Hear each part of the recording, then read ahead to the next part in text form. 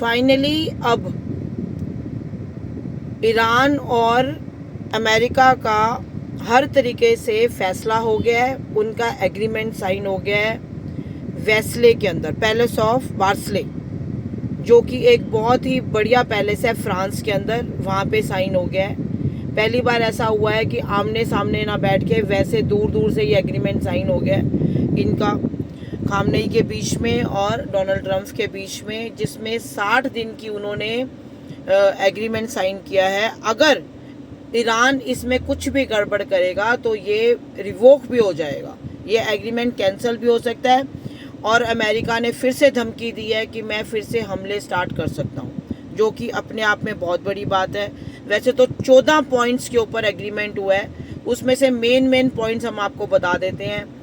वैसे भी 47 साल से 47 ईयर से अमेरिका ने ईरान के ऊपर बहुत सारी सैंक्शंस लगाई हुई थी, ठीक है। तो वो सैंक्शंस एक तो इसी बहाने, मतलब ये कह लो कि युद्ध की ही वेट कर रहा था ईरान कि युद्ध हो, तो युद्ध हुआ है तो उसके एग्रीमेंट में वो सैंक्शंस हट गई हैं।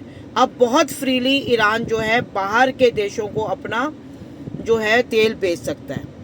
और 28 लाख करोड़ जो मतलब डिस्ट्रक्शन हुई है ईरान के अंदर, उसको दोबारा रिस्ट्रक्ट करने में ये एग्रीमेंट में लिखा गया है कि 28 लाख करोड़ उसको दिए जाएंगे टू रिकंस्ट्रक्ट, जो मतलब उसको नुकसान हुआ है, ठीक है।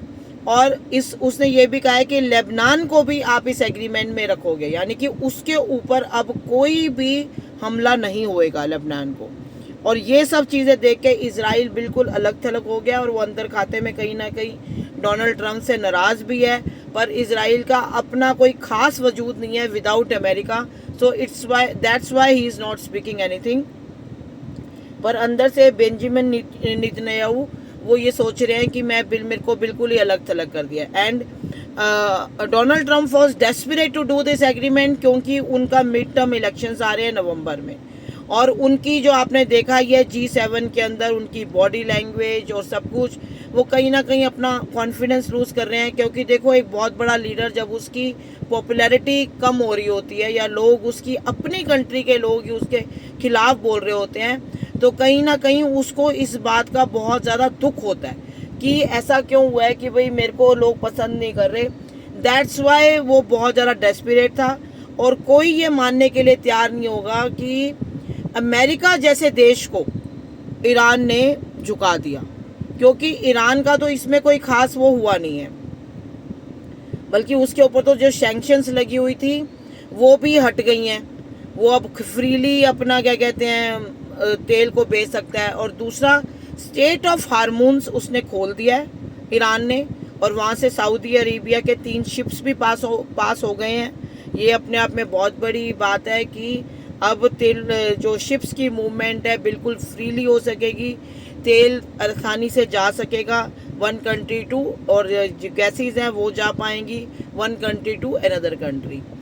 तो यही सब बातें देखते हुए जो मेन मुद्दे हैं मैंने आपको बता दिए हैं कि ये एग्रीमेंट्स में पास हुआ है। और सबसे बड़ा मुद्दा ये था कि यूरेनियम जो इसके पास है, ईरान के पास, ये सैंक्शन है अभी भी कि भाई वो न्यूक्लियर जो बॉम्ब है ना वो नहीं लगा सकता, न्यूक्लियर बॉम्ब वो बिल्कुल नहीं बना सकता। और अभी वो स्थिति में भी नहीं है कि न्यूक्लियर बॉम्ब को बना सके, क्योंकि इतनी ज़्यादा उसको क्षति मिली है ईरान को। तो ऐसे में वो न्यूक्लियर बॉम्ब नहीं बना सकता। उसने ये नहीं बोला कि डिसीजन नहीं दिया ईरान ने कि मैं नहीं बनाऊंगा, उसने विश्वास दिलाया, ट्रस्ट दिलवाया कि मैं ऐसी स्थिति में न्यूक्लियर बॉम्ब नहीं बनाऊंगा। और अमेरिका ने बोला है कि सोवियत यूनियन की संरक्षण में आप इसको यूरेनियम को धीरे धीरे करके नष्ट करने की कोशिश करोगे। तो यही सब बातें हैं जिनके तहत ये एग्रीमेंट पास हुआ है।